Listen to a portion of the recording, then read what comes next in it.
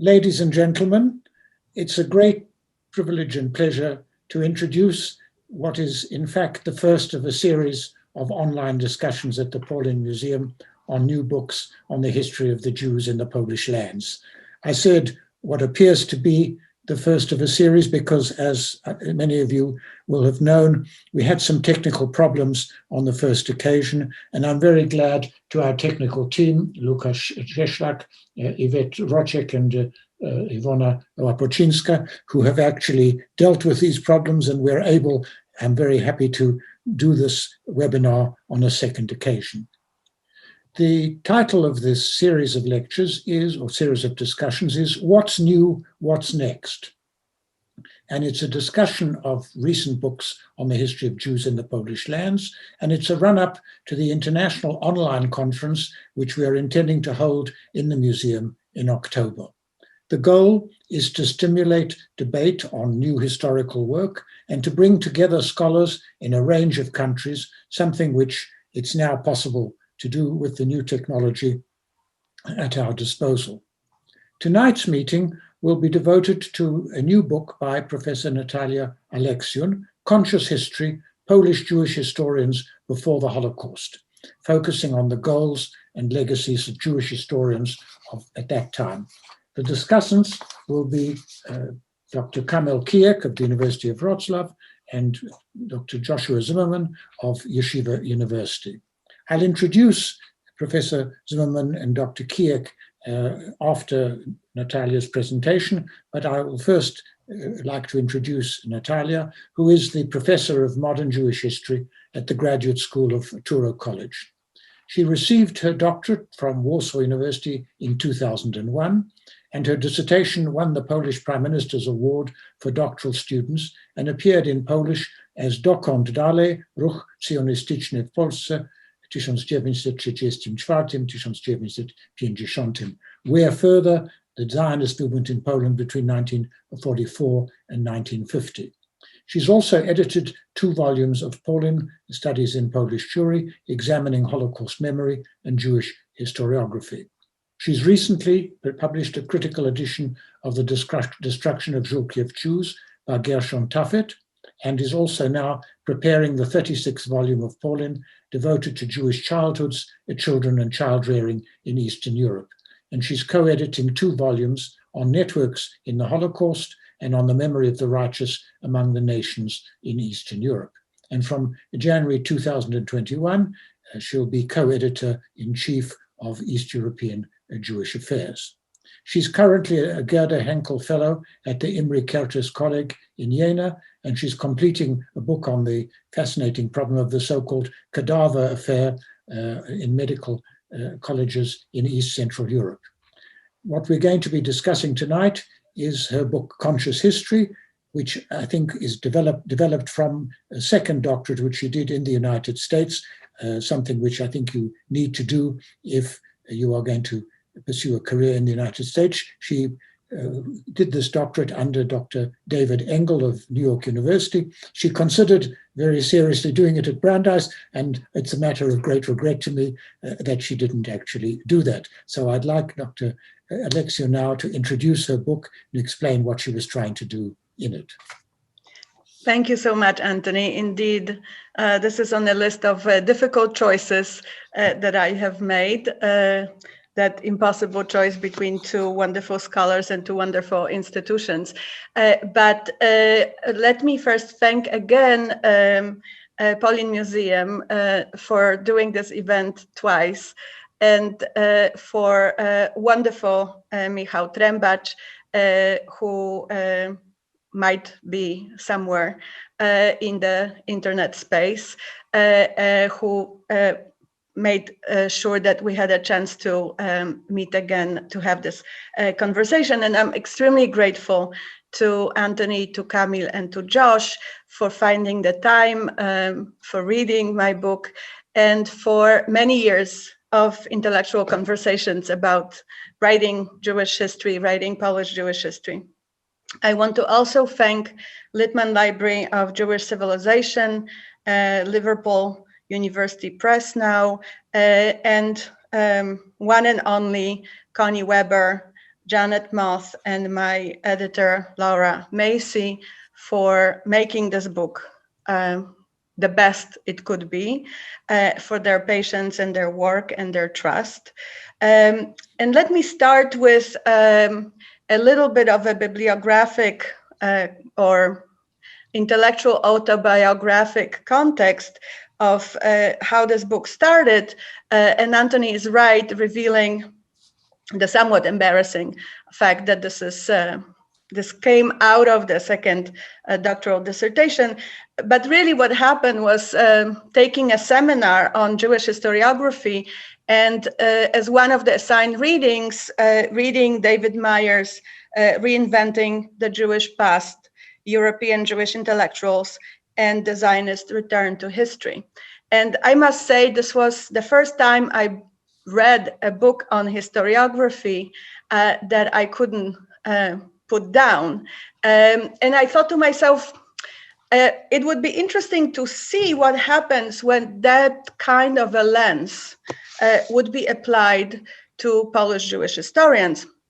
Coming from Warsaw University, of course, I was aware of their existence. I read their work, but never thought of them as that kind of project, intellectual, political, cultural milieu, and cultural production with a broader implications beyond academic ones. Let me share with you for a moment a few visuals, starting with, I believe, a very beautiful cover of the book that was designed by the Littman team.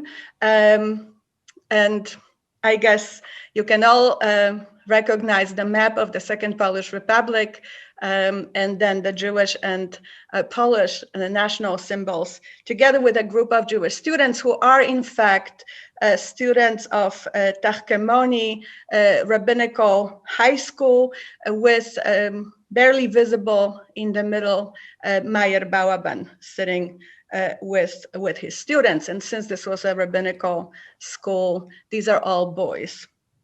So for me, this project started with a question about thinking about Polish Jewish historians and Polish Jewish historiography as a bigger project for the Second Polish Republic in the context of the Second Polish Republic. But there is also a broader intellectual context in which David Roski's book on the search for a usable past, the Jewish search rather for a usable past, comes to mind. A recent wonderful study of Nancy Sinkoff, From Left to Right, her analysis of intellectual trajectory of Lucy Dawidowicz, or Dawidowicz as I would say. Mark Smith's book on Yiddish historians and the struggle for Jewish history. So this is certainly a book that is part of a bigger conversation on the meaning of Jewish history writing and on Jewish historians. There is also a little bit of an element of serendipity. There's actually a few more that I reveal in the introduction, but let me share one of those moments of serendipity connected to the book, which is this lovely student of Warsaw University, Franciszka Wiesenfeld, a native of Kraków. For those of you who read Polish, you can see her short bio that all students enrolling at Warsaw University needed to submit together with high school diploma and such. I Xeroxed her student file when I began working on the project, not realizing that this was in fact a woman I met many years later, or rather ago, Tzafrira Azrieli, a mother of my first Hebrew teacher at Hebrew University. What I didn't know was that Franciszka Wiesenfeld emigrated, made Aliyah to Palestine from Krakow in 1937, changed her name, got married, and for many, many decades taught Jewish history at high schools in Israel. And when we met, she actually wanted very much to tell me something about a seminary that she studied at in Warsaw. She was excited to meet a student from Warsaw, but I did not connect at the time the very important dots, did not sit down, did not record a conversation, and her testimony of what it was like to study under Meir Bauerban. So this is a little bit of a guilty confession and an advice to all of us to always sit down and record oral testimonies, even if you don't know where the conversation is going. Now, when this book took a shape, it shifted from a study of historiography, although this is very much also part of the conversation. So sources, methodological dilemmas, intellectual trajectories, themes, etc., to collective biography of those that were writing or interested in writing Jewish history. Most of this writing was not published in academic journals, not in books. You see on the right-hand side an exception, an MA thesis by David Wurm that was published as a book because he was a son of the head of the Jewish community in Brody, and the Brody community sponsored the publication about its own history. So he had a little bit of a unique position for having this work published. But for the most part, this is about young people, many of them women, as you can see just from these student diplomas that were part of student files, and their reasons for their interest in history and what they thought of it, what they did with it, what they how they realized their calling for a historical profession. And what made them interested in history, or rather what united them, I argue in this book, is their belief in history. We may think of it as slightly naive, definitely inspired by ideas of enlightenment, Jewish and general, in which knowledge of facts, historical knowledge can change minds, can shape new social relations, and specifically can convince people about Jewish belonging in Poland, about changing their attitudes towards Jews and seeing in Polish Jews citizens. And so Emanuel Ringelblum writes about it, but Meir Bauerban writes about it, but really this is something that is the underbelly of the whole project. What also united these people was a sense of calling in inscribing Jewish history into Polish history. This kind of integration through and in writing Jewish history, in which Jews would have their own specific history as Jews and connected to other Jewish histories in the diaspora, but also they would argue that there is no Polish history without Jewish history. In some aspects of Polish history more than in others. For example, urban history or economic history. So this was something that united them and that was very much a non-partisan project or belief. What's interesting is that when you look closely at these people who studied history, who wrote theses, some dissertations, some published, what unites them is this project, but there is a lot that divides them. And so you have together young people who are left-wing Zionists, in this group that you see on in a picture in front of the Institute of Judaic Studies, today Jewish Historical Institute in Warsaw. There are communists, there are left-wing Zionists, there are Aguda members, there are Bundists, and it seems that even more so than the generation of their teachers, you can see them here, Schipper, Balaban, and Shor. There is even more diverse political map among these young people, but above those political differences, very important differences, they are united by history. What also unites them is the project of building institutional resources, this kind of institutional enterprise. And I will come back to that hopefully at the end, meaning what does it mean when a minority wants to write its own history?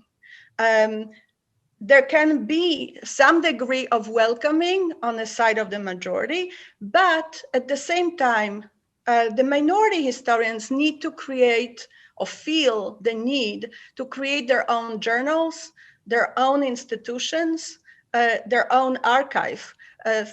This is the case of the envisioned by Hillel Zeidman, a star of Young Aguda, envisioning a professional, modern archive of Polish Jewish history that would be in Warsaw, to this archive, all Jewish communities from Poland would be sending their documents, their precious Pinkasim, etc., etc. This is the founding of Junger Historikerkreis. This is the founding of the Journal of Junger Historikerkreis. This is very much the founding of the of the Institute of Judaic Studies in Warsaw. So there is that institutional building that is taking place with all the limitations. What also unites these young people is the fact that they're all public historians. Public historians to some extent by choice, to some extent by necessity. Here you see a lovely picture of Bela Mandelsberg-Schildkraut, a active member of Poalei Zion Left, a teacher in a gymnasium in Lublin, a doctoral student and a doctor of history in Warsaw University, who in her entire professional career was a teacher. And just like Emanuel Ringelblum, after teaching her classes, she would run to the archives and catch a few hours of the time with the local documents and then write her work at night, preparing a study on the local history of Jewry in Lublin, on working class Jews in Lublin, but also taking her students from the gymnasium to the Jewish cemetery to see the historical sites in and around Lublin. And this is something that we can trace, or that I was able to trace, with regard to many of these young historians. So they engage in teaching not only as teachers, but they really go beyond the classroom, taking the students to meet Jewish history in Poland. Some of them are rabbis. I'm particularly interested in this book in military rabbis, because they get to speak to all the drafted young Polish Jews serving in the Polish military. They are journalists. They are communal activists. And so in all these spaces that are not quite just academic ivory tower, Polish Jewish history is being discussed. But what is also important, my battery is running low. This is very strange.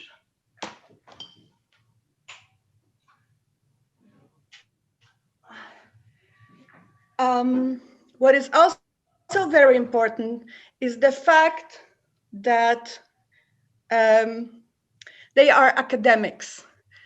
We have here Emanuel Ringelblum with his diploma, and that context of Polish academia, of Polish university training students, of Polish historians is very important for creating this milieu and this cohort of Polish Jews. What I want to say at the end is the question of what remains. How relevant is this history to us today? Well, first of all, we continue many of the same conversations that they have been engaging in.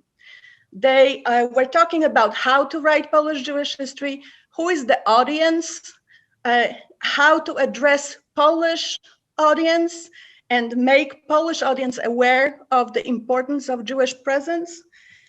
They were engaged in ideological dilemmas. They were engaged in a discussion of the long shadow of important events in Polish history and of proving, in a way, Jewish patriotism and devotion to Poland as something that constantly overshadowed their work, despite also academic objective history aspiration. And what is also continuing, I believe, is this long shadow of their work through people who survived. Arthur Eisenbach, Philip Friedman are, of course, well known, as well as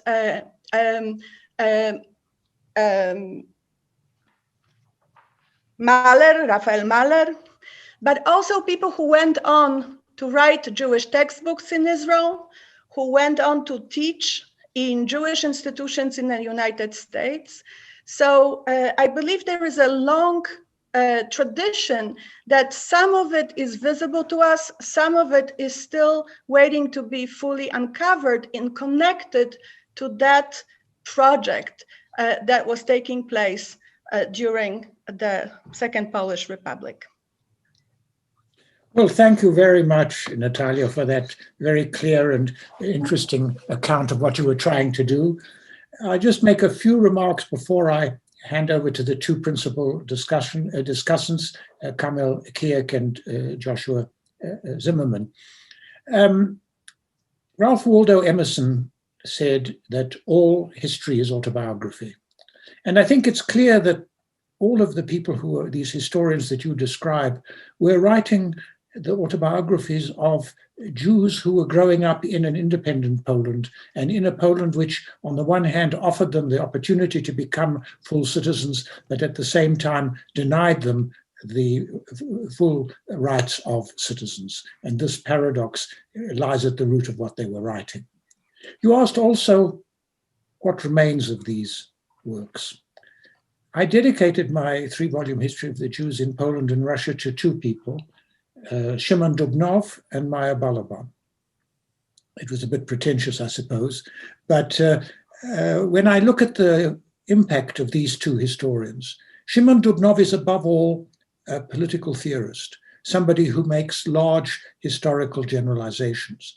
What Balaban was a historian who worked in the archives and who trained people to work in the archives and who above all based his work on archival research. And that, I think, is why his work has much more to say to us still today, and why the work of his students, whom you've described in your presentation and whom you've described in much more detail in your book, still have something important to tell us. Well, let me now move to the two discussants. I'll briefly introduce them, and then I'll ask them to make their observations on your work. Kamil Kijek is assistant professor in the Tobey Department of Jewish Studies at the University of Wrocław. He's the author of Dzieci modernizmu, Wiadomości, socjalizacja polityczna młodzieży żydowskiej w Polsce międzywojennej, Children of Modernism, Socialization and Political Consciousness of the Jewish Youth in Interwar Poland, which of course many of the people that you describe appear in this book. Recently, he edited with Grzegorz Krzywiec a special issue of Kwartalnik Historia Żydów devoted to the problems of anti-Semitism in Poland from 1905 to 1939. And at present, he's working on a project with the title A Polish Shtetl After the Holocaust, The Jews in Dzierżonów, which I think is where he grew up, 1945 to 50. He's received a large number of prizes, the first prize in the Meyer Balaban competition for the best dissertation in Polish Jewish studies, the first prize in a competition for the best academic publication on the subject Jews and liberal regimes in Eastern Europe, and the prize of the president of the University of Wrocław for outstanding academic achievements. And these are only a few of his important achievements. Joshua Zimmerman, who actually was a student of mine and did his doctorate at Brandeis University, holds the Eli and Diana Zborowski professorial chair in Holocaust Studies and East European Jewish History at Yeshiva University. He's the author of Poles, Jews, and the Politics of Nationality, the Bund and the Polish Socialist Party in Late Tsarist Russia, 1892 to 1914, and most recently, The Polish Underground and the Jews, 1939 to 1945, which has been translated into Polish and has been widely discussed in Poland, a very important book dealing with a very difficult subject. And I have to congratulate Josh with the even-handedness and dispassionate character worthy of Meyer Balaban with which he treated this complicated subject. He's the editor of Jews in Italy under fascist and Nazi rule and Contested Memories, Poles and Jews during the Holocaust and its aftermath. And he's at present, I think, almost completing his biography of Józef Pilsudski, the perhaps most important figure along with Roman Dmowski in the Second Polish Republic, and a figure who is very complicated. I won't start now describing the good and the bad sides, but I have to say that I think Josh will provide us with a balanced picture of Jadek and one which will show both the good and the bad sides. So let me ask Kamil first to open the discussion. Thank you very much for inviting me and for, of course, for very generous introduction. I wanted to start with the one general remark that we are speaking about very thick book, we are not speaking about the pages, but about its very different layers that we can discuss actually today. And I wanted, in my two bigger comments and few detailed questions, concentrate more on these, less obvious layers of the book, but they are fascinating and invite to a fascinating discussion. And Natalia, of course, feel free to pick any and to comment on any that you will think that they're important. First thing that is obvious or kind of comes to our mind like right away when we read the book is this paradox of presentism and apologetics of all of the work of the Polish Jewish historians, and from the other side their methodological and intellectual refinement, and the fact that they were very much aware of this paradox, and they did not have any other choice but just to be in this paradox. They just couldn't be the, brackets objective academics because of the symbolic political situation in which they, as the Polish Jews, functioned in the Second Republic. And this is, of course, obvious for the historians, but maybe not so obvious to all of the readers of the book, the scale of the assault under which they went. And they had to defend the Jewish population, Jewish nation, Jewish society all the time during their work. And this is only subtext of your book, Natalia. But you are expert, actually, on this assault also, on the situation of the Jews in Second Polish Republic, on the scale on their assault. So I think this is important to mention.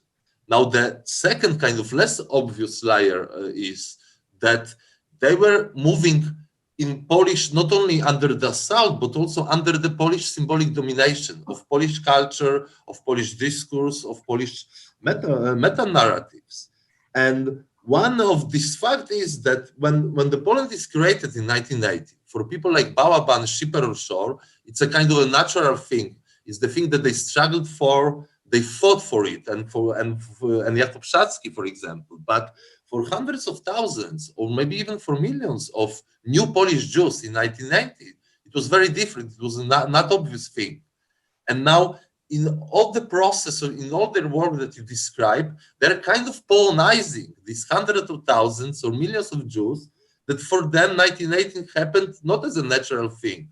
Sometimes happened as a tragedy or as calamity. They did not this identification as a Polish Jews. And of course, also the subject of the research, let's say Moshe Isserles, his own definition, yes, self-definition of being a Polish Jew is very different than the definition of Balaban.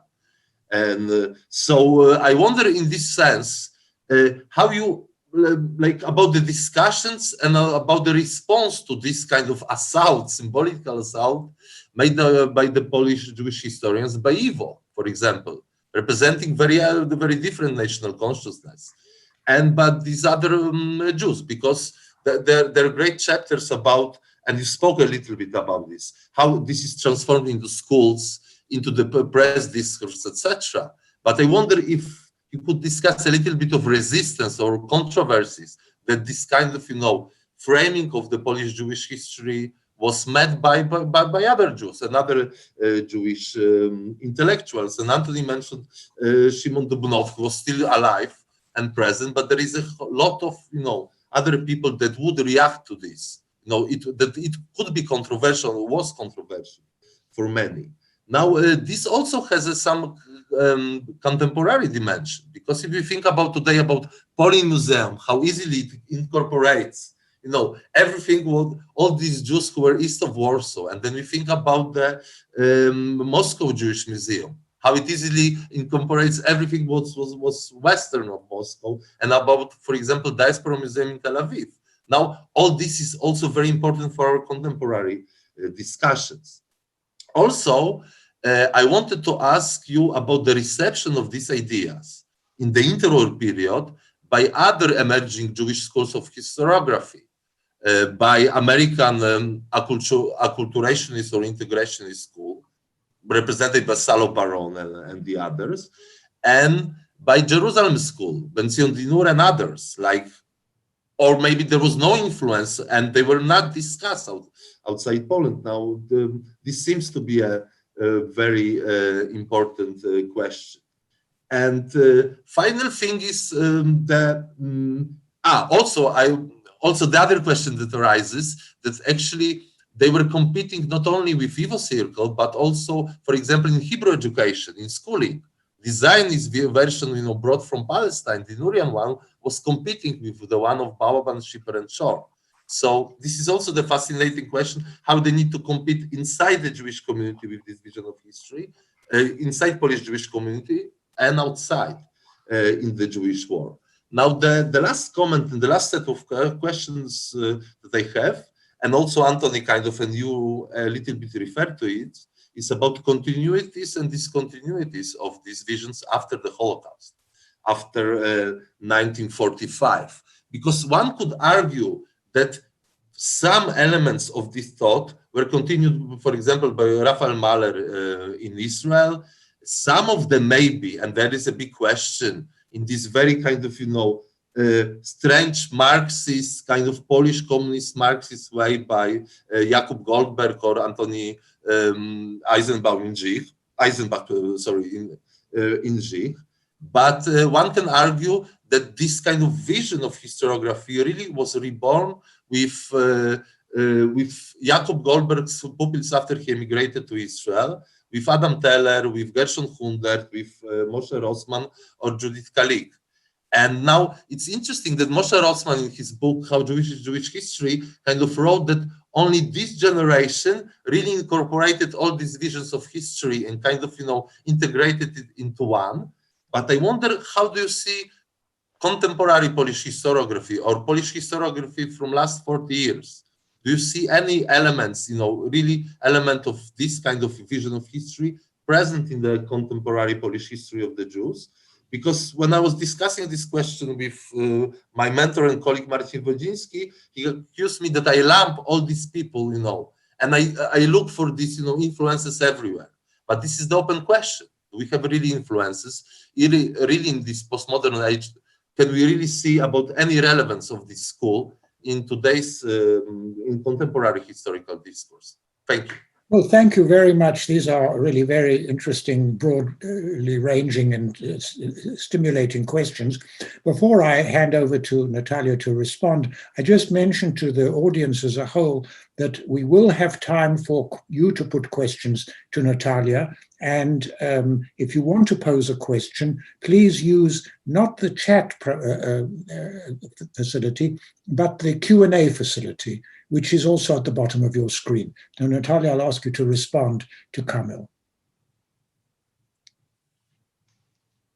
You have to unmute. These are fantastic questions, and my only concern is that where I am, there is a curfew at 10 o'clock, so we need to stop. But let me indeed just touch on some of the things that you raised. One is this paradox of what you call presentism.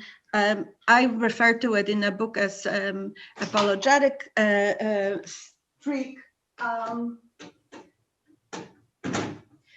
which is in a way a situation without much of choice. And I agree with you that interestingly, same people like Bella Mandelsberg, like Emanuel Ringelblum, Bauerban himself, they constantly raise this issue of how should they address questions that require that might be problematic for the reception of Jews in Poland, and rather intensely go in the directions that are needed as a defense, which is this forever repeated counting of Jews in Polish uprisings, right? How many Jews participated in a January uprising? How many Jews wanted to serve in the ranks of the November 1830 uprising? Of course, how many Jews were there in Legiony? This is something for Josh, very, very contemporary history. And so these are indeed questions that on the one hand, they say, well, we shouldn't have to constantly prove ourselves to be good patriots, but we kind of have to. So I think that to their credit, as you put it, refined methodologically historians, is that they are fully aware of this position, that they are writing or speaking in a position of minority historians. And that goes to your other excellent question, which is the question of Polish symbolic domination. This is a Galician project. Without a doubt, people who are raised in Polish schools in a system that has been Polonized in the second half of 19th century, completely different setting that in Congress Poland, and most certainly then in Pale of Settlement, completely different linguistic patterns, right? Galicia is much more linguistically Polonized than other places in what becomes the Second Polish Republic. And so this is a cultural capital that not just as historians, but in other fields, they take with themselves. And in fact, when this book begins, or rather the heart of the book begins, they all move from Galicia to Warsaw in 1919, 1920. They all take positions, whether as teachers, as scholars, as politicians. And that can be said about a lot of the men and women who participate in that project, who will follow the footsteps of Bauerban, Schipper, and Shor to Warsaw, one of them being Emanuel Ringelblum, of course, who theoretically could have gone study somewhere else, who, by the way, as many of us may know, originally wanted to study medicine and couldn't because of numerus clausus, and that's how we got a Jewish historian. So Galicia is becoming this Polonizing Polonizing moment or Galician Jews, and historians are a big part of it. So this is, in fact, the argument of the book that, and Ezra Mendelssohn has written it wonderfully many years ago, that there is no Polish Jewry in 1918, but over 20 years, the generation that is schooled and socialized becomes or identifies as Polish Jews. Does it mean that they all agree with the vision of Polish Jewishness, Jewish Polishness that Galicianer historians draw? No. And the criticism that you alluded to comes from all directions. I had a chance to interview Shevach Eden, who studied with Bałaban or under Bałaban, and who came from what was Pelov settlement, from a committed Zionist family. He went to Hebrew kindergarten, and who believed that Bałaban's Hebrew was not good enough, and he was not committed enough as a Zionist, and he was too Polonized for him, right? And of course, there is a dramatic criticism coming from YIVO, although history is not at the heart of YIVO project, right? They are interested in ethnography, linguistics, and that's why the commission that Ringelblum is in the heart of really becomes the historical section of YIVO working in Warsaw. So to some extent, I think what comes out of tensions that are never fully resolved, this is one of many projects, is that there is collaboration over these differences. Bałaban is not connected to YIVO, but Friedman and Ringelblum go there. So there is also a shared space, but I agree with you that this is certainly a project coming from a very particular angle of understanding a Jewish place in Poland and Jewish culture, one would say with a much more Polish element than many would want to see. And there is, of course, this element that I think we can use the term that was coined by Joanna Tokarska-Bakir and Elżbieta Janicka of subtenants, that they use more for post-war Polish-Jewish discourse. But this is also this aspect of Polish symbolic domination. Is Polish-Jewish historiography in a way in a position of being a subtenant to Polish historiography that is never fully resolved? I would leave it as a question, and that is, I think, a question in the book as well. A huge issue of other Jewish schools. I think that Salo Baron has a lot in common intellectually with Bałaban, Shor, and others.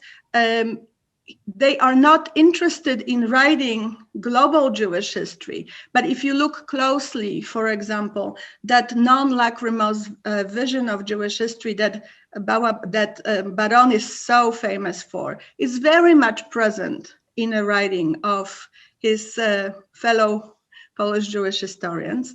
So there are points of shared points of intellectual continuity and shared points of interest.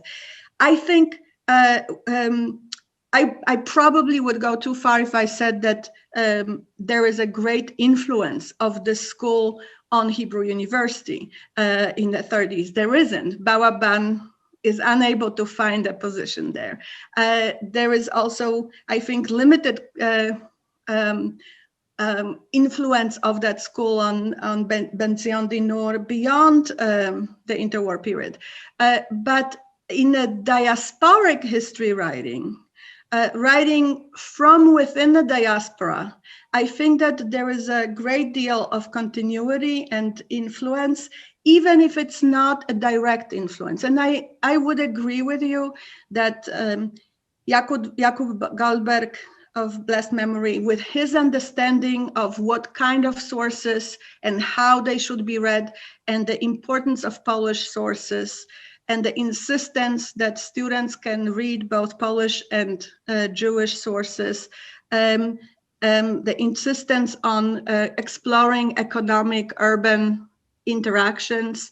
I think that this is very much coming from what has been written and designed as a long project in the interwar period. I will stop here so that we have a chance to have a conversation with Josh and with some questions. Thank you. So Josh, now it's your time to put your questions and observations to Natalia. Okay, great. So first of all, thank you for having me. This is really a wonderful forthcoming book that I think will be used widely and benefit a lot of people. Just came to my mind that I'm looking at the panel and to think of Professor Polonsky and the memory of these interwar Polish Jewish historians. One, as he mentioned, that he dedicated his history of the Jews of Poland and Russia to two historians, one of whom was Mayor Bauerban, and also that he brought to light to the English-speaking world Arthur Eisenbach's book on the emancipation of the Jews of Poland, 1780 to 1870, even though it was written after World War II, but Eisenbach is one of those who emerged from that pool of Polish Jewish historians. So I wanted to begin with asking Professor Lektion about looking at kind of collective Jewish memory as well as collective Polish memory, which includes the idea that Jews as a whole in Poland in its long 1,000-year history, especially up until the recent times, were an isolated, separated community whose lives were lived largely as a people apart from Poland. And one of these things that perpetuates such a view is we can look to Isaac Singer's novel Shosha. Now, although Shosha was published in 1978, the setting is the Second Polish Republic. He himself, about 1935, he himself was about 33 years old in 1935 as a Yiddish writer in Poland. And I think you all know the way this begins. This is the opening paragraph of the novel. Quote, "I was brought up on three dead languages, Hebrew, Aramaic, and Yiddish. Although my ancestors have settled in Poland for some 600 or 700 years before I was born, I knew growing up only a few words of the Polish language. We lived in Warsaw on Krokmalna Street, which might well be regarded or recalled a ghetto." Now, and I think this in some ways perpetuated for readers of Isaac Singer this perception or stereotype that the Jews in Poland were largely a people apart. Then we go to the project and agenda that we see presented in Professor Lektion's book, and we come across a 1932 work of history by Emanuel Ringelblum about the Jews in Warsaw, and there he seeks really to counter that perception which was present at the time. And I quote from the 1932 historical work, quote, "Recent studies of the inner life of Jews have been dispelling the widely held myth of a Chinese wall that separated the Jewish community from the Christian community in Poland." And he says, research on this subject shows that in fact, there was a lot of social, political, economic contact between the two communities, and they were more integrated than we knew. So part of this leads me to this question then, which was, did this discovery by Polish Jewish historians of the Second Polish Republic, the interwar period, did this discovery, this presentation of a Polish Jewish history, so important at the time, written both in Polish and Yiddish, did it serve to change Polish perceptions of Jews as insular, Yiddish-speaking, unengaged in the national life of the people of the country? Did that serve partly that purpose. Because part of it, if we put it in context, is in this very difficult birth pangs of the Second Polish Republic between 1918 and 1921. We did have not only the spread of pogroms in the beginnings of this emerging state, but also it was accompanied by an accusation of disloyalty among the Jews, and that they had no sense of actual patriotism or belonging to the country. Now, so part of my question was, did these serve and did they play a role in the interwar period to counter that perception among the Polish population, some of whom were making this argument? It's probably best summarized by the rise of the vicious Judeo-Bolshevik myth, which emerges really in 1918-19. But in some of those border wars between Poland and the Red Army, there were accusations that Polish Jews were communists and were pro-Bolshevik and lacked loyalty. And we know from the 1920 event in which, on the day that the Red Army approached the gates of Warsaw, Jewish soldiers of the Polish army were interned on the basis of the accusation that they were potentially disloyal. Now, another question, which is, you write on page 262 that Polish Jewish historians of the 1920s and 1930s played a role in shaping what you call Polish Jewish identity. Now, and I wanted to just ask you if we have any like memoirs or diaries or histories that kind of show that the encounter between the kind of Polish Jews with this historical writing did play a role in shaping that. And it makes me think of the fact that in the Kresy and in the northeastern, in the acquired eastern territories, there were Jews, then adults at the time, let's say the Jews who were in their 30s and 40s and older in 1918-19, who were Russian speakers and never really were able to learn Polish. Was there a possibility even that in these kinds of Russian-speaking Jewish, even though it was small, that these kinds of works gave them a sense of belonging to the Polish Lithuanian Commonwealth or to the Second Polish Republic? Now, let me just conclude with this question, which is that you speak about the university training and education of these Polish Jewish historians. And so I was just curious that who supervised these PhD dissertations and master's degree? Were some of them non-Jewish Polish historians? And did Jewish student research agendas ever clash with any of these dissertation advisors? Did they find, what kind of atmosphere did they find in that Polish university's setting when they were training to be historians? So I'll pause there and thank you all for allowing me to. Well, thank you. That was very helpful. Natalia. Thank you. Thank you so much. And I finally managed to plug the computer, so I'm no longer panicked that my Zoom will die in the middle of... You know, that life is a constant attempt to outwit malevolent computers.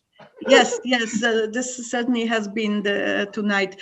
So thank you, Josh, for these wonderful questions. They're wonderful because they allow me to come back to some of the issues that I didn't have time to speak about. So one is, I asked myself precisely this question, the degree to which there is an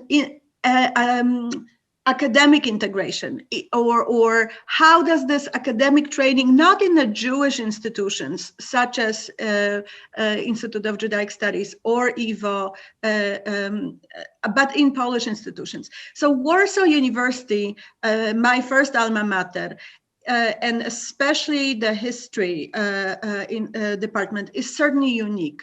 It is shaped by Maurycy Handelsman, who was crucial in renewing the university during the German occupation already in 1915. And there certainly was a much greater degree of openness at this institute, both among faculty and students. And in fact, when Meyer Balaban received his position as a professor of Polish Jewish history, which in 1927, I mean, think about it, this is really revolutionary. There was also... Yes, precisely. Precisely. And without a doubt, this was the doing of Handelsman. He also envisioned creating a chair for Ukrainian history and for a Ukrainian historian. So this is truly a vision of Polish history that is not a history of ethnic Poles, that is inclusive of history of other Poles, Ukrainian Poles, Jewish Poles, and including these histories into the curriculum of students of history, most of whom would become teachers, just like the Jewish graduates of Warsaw University that I mentioned before. There never is enough positions in academia. So Handelsman is one important person to think of.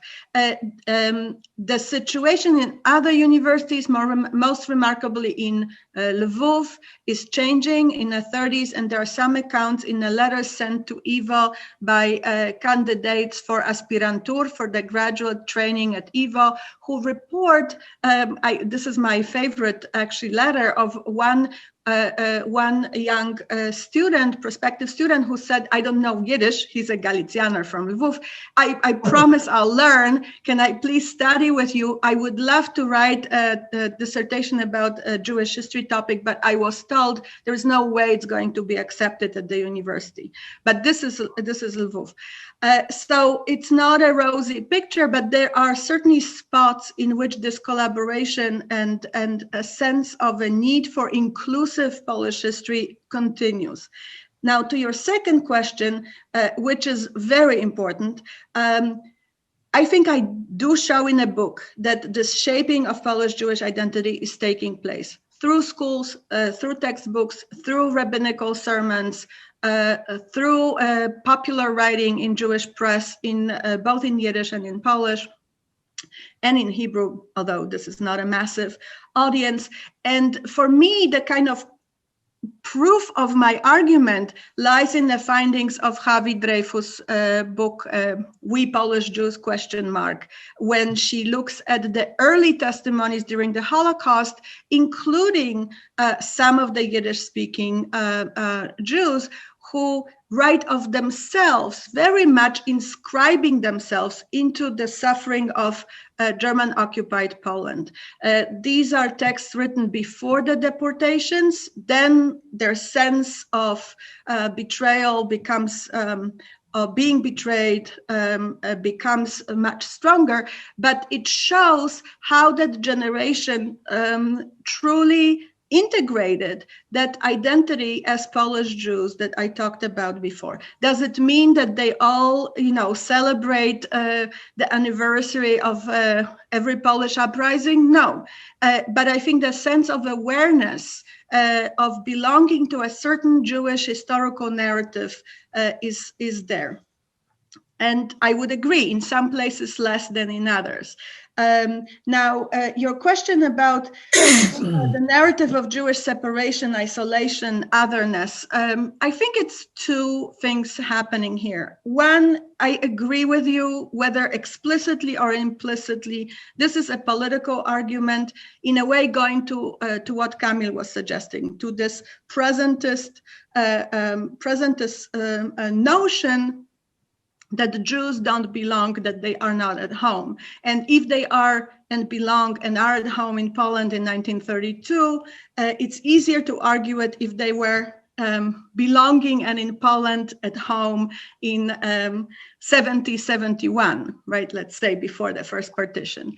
But I think it is also an intellectual project. I think it's a truly academic pursuit of discovering that Polish and Jewish cultural, legal, culinary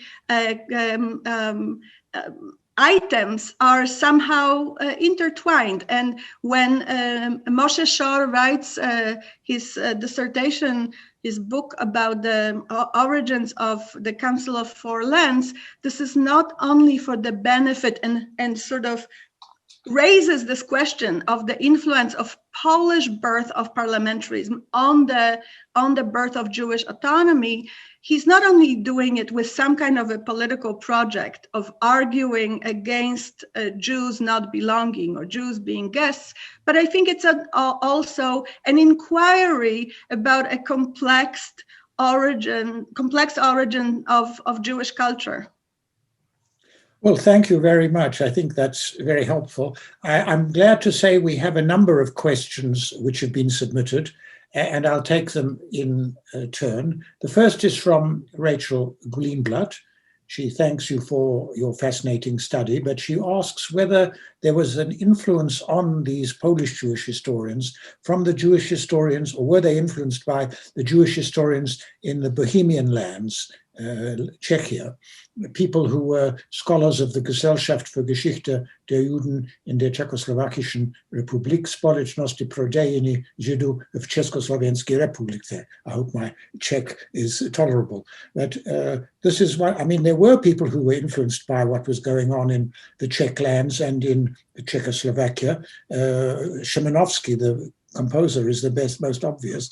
But could you say more about this in the Jewish context? This is a wonderful question. Thank you. I saw it in a chat before, and I would love for someone to probe this question. I haven't seen any evidence, but this is also the problem of piecing together this story from fragments. I would love to see Meyer Bauerbahn's private collection of correspondence, but I only saw some of his letters preserved in other collections of people who left Poland. So I don't have any evidence.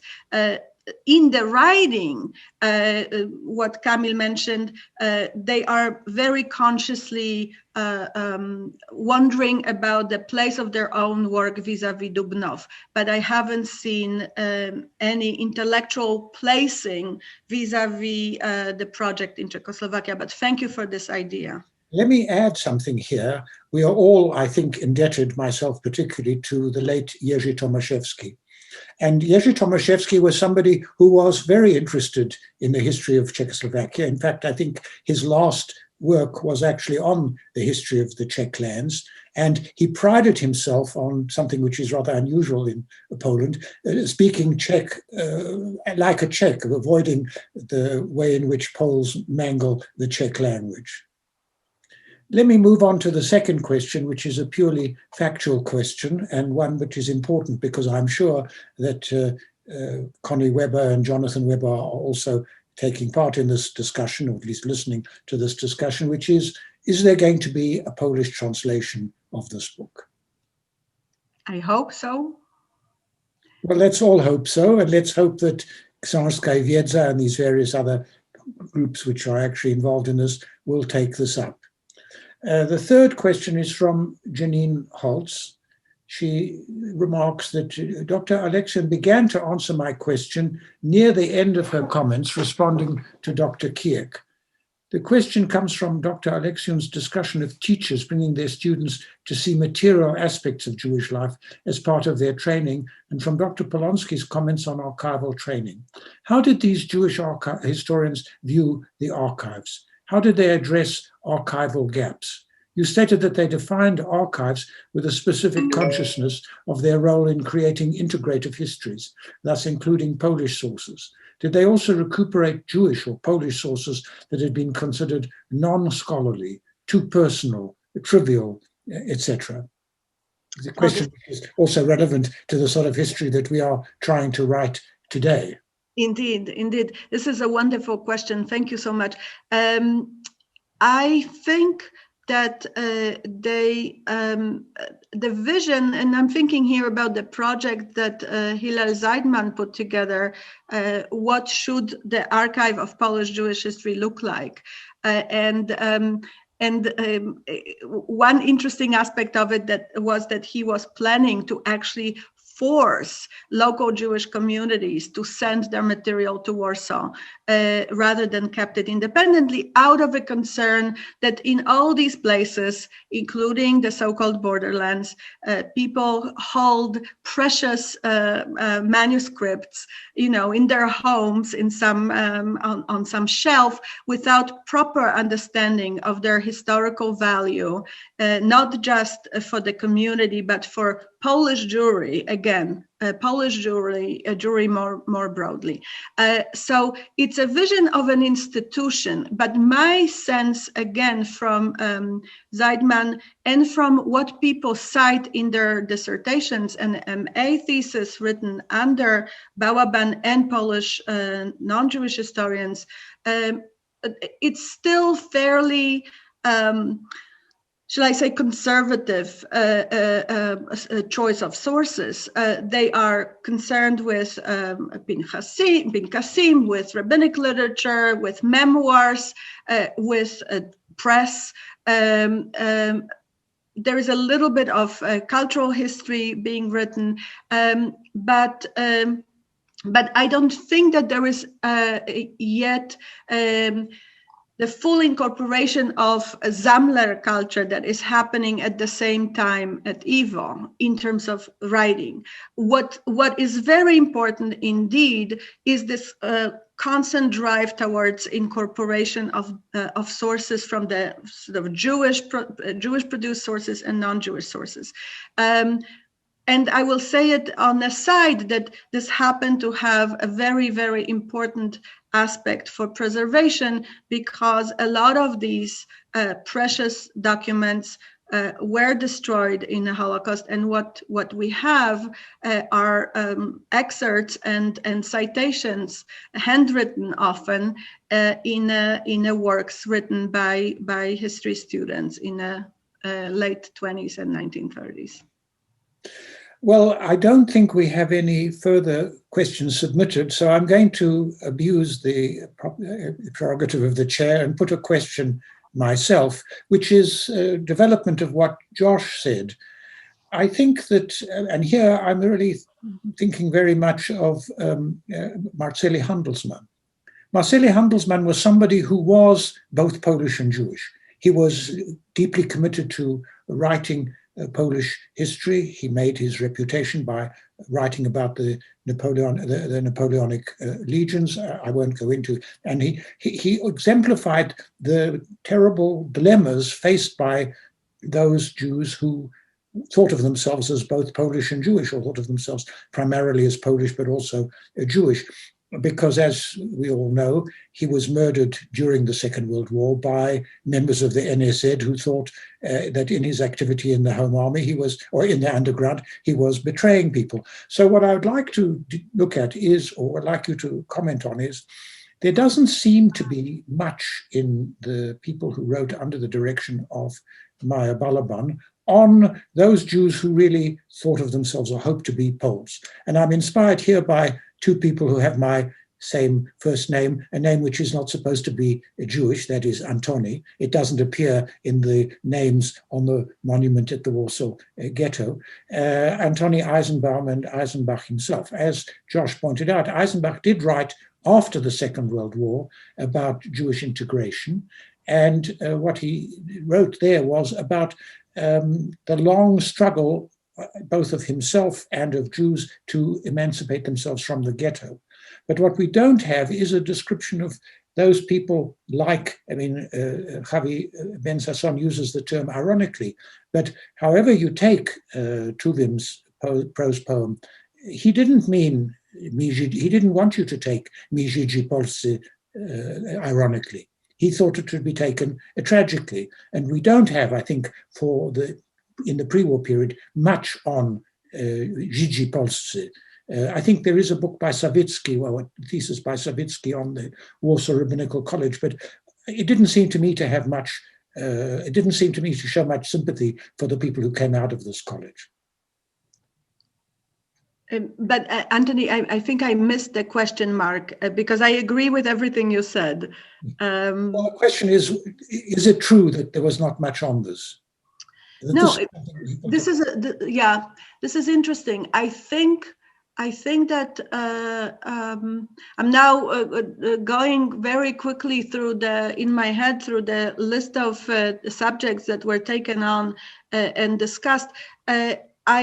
I would agree that the push, the desire was to explore what was seen as Jewish history rather than history of Poles of Mosaic faith. They were not so much the subject of inquiry. And it would be interesting to, actually, this is a wonderful subject for an article. Is it something that doesn't fit into Jewish history for this very politically diverse group of people? But the argument is that when you are a Jew, you can also be a Pole, but not necessarily in that model of a Pole of Mosaic faith. Which would point to, and this is written a lot about the Lvov milieu after the pogrom in 1918, that project comes to an end, that you have the last people of the late 19th century, but really that project is over. It would be interesting to compare it with the research of Anna Landau-Czajka, but they are not very much present in the Polish Jewish history project writing. I think I jumped in too soon because I saw no further questions, but we do have two final questions. Time is running short, so I'll read them both, and then you can answer them, I hope, briefly, and then I'm afraid we'll have to conclude. The first is from Mr. Arthur Kiron. Where does Dov Weinrib and Dropsy College fit into this Polish Jewish school? And the second from Moira. Congratulations on your book presentation, and also Carmela and Joshua's.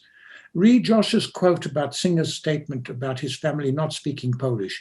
Isn't it true that not even Poles or other Jewish minorities or non-Jewish minorities always spoke Polish over the centuries? As Natalia has referenced, the non-Jewish minorities, Ukrainians, Lithuanians, never became Polish, and peasants only became Polish slowly. Weinrib, this is a great question. Well, I think he fits in, and in a way, there is I deal with it in the epilogue. There's several projects after the Holocaust, which come to fruition or remain only in archives as correspondence of scholars, and Weinrib is part of it in continuing the writing of Polish Jewish history. So it's interesting because he's not trained at Warsaw University, he's not going through the same institutional trajectory, but I think that he belongs to this broad understanding of the importance of Polish Jewish past as a separate narrative to be told vis-a-vis multiple German Jewish histories. And in fact, I think, I was thinking on the way to the office, how much of Wissenschaft des Judentums comes out of the immersion in thinking about German Jewish past in German history, and how events in political history of Germany become crucial for how German Jews position themselves in their own history. And I think that this is in a way a parallel project, only that kind of historical thinking is not that often associated with Eastern European Jewish culture. And to Fruma's question, thank you very much. Yes, I mean, obviously, there is a process of becoming Polish from from peasants, from townsmen into Poles, and great historical literature studies the expansion of the concept of Polish political nation beyond nobility. But even that nobility is not all, quote unquote, ethnically Polish or Polish speaking, and not all Catholic. So it's a process that has been studied by some wonderful historians of 19th century, how this model of a very defined way of being Polish, not as a civic identity, only comes really in the late decades of the 19th century. And that becomes the point of conversation for, among others, for Polish Jews. Well, we have to come to an end here. It's been said that you can't step into the same river twice, but I think we demonstrated that you can. This discussion was even more stimulating than the first, which is somehow lost in the intercessors of the internet. But we are now recorded, and those who are unable to take part this evening can look at this on the Polin webpage. I'd like to thank Natalia for her most stimulating presentation, and to thank Kamil and Joshua for their contributions to this most interesting and wide-ranging discussion. I'd also, at this point, like to thank those people who planned and contributed to the organization of this series, of which this was the first.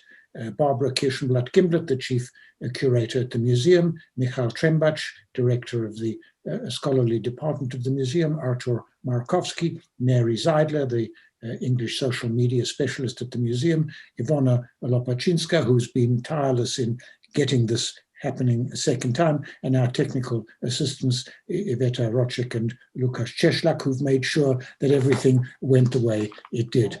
I'd like to thank everybody. This is a very stimulating discussion, and I look forward very much to the next discussion, which will be on Naomi Zeidman's book, which will be on Hasidism, a very interesting and complicated subject. David Beal, Marcin Wojcinski, and Deborah Kohl will be participating, and that'll take place, I think, in the second week of January. So I'd like to thank everybody again, and thank you, Anthony. Thank you to you.